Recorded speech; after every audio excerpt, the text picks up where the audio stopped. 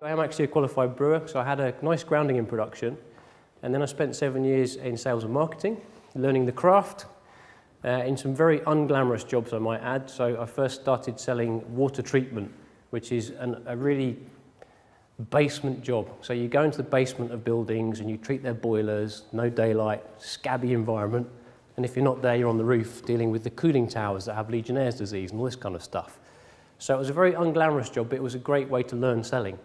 You dealt with facilities management companies, which are horrendous buyers. That's where I learned the devil that is procurement.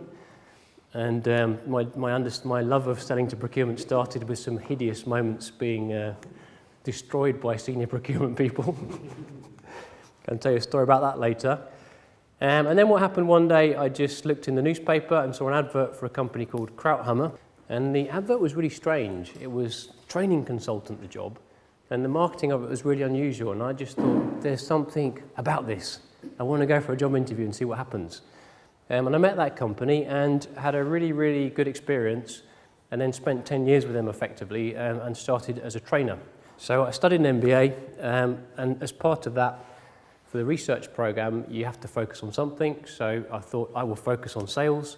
Every company has to sell. So I did my research project on that, and basically that project has never stopped. So as a result of that long, torturous journey, what I think it leads to an added value is an ability to focus on behaviour and strategy. The combination is important because a lot of the clients that I work with have a strategy and they want to make it live.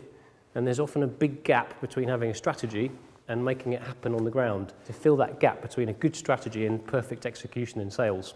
The other thing that, because of what I mentioned with the MBA, is I developed a diagnostic. The diagnostic in this case is much more high level and broader than, for example, a key account management scan, which is looking at more detail in one area, which is important.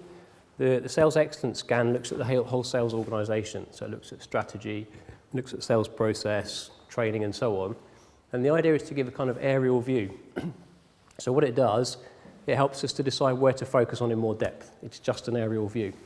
But the good thing about it, it's very comprehensive. So to construct it took about 3 years. We just inventorised everything we could find that would actually affect selling.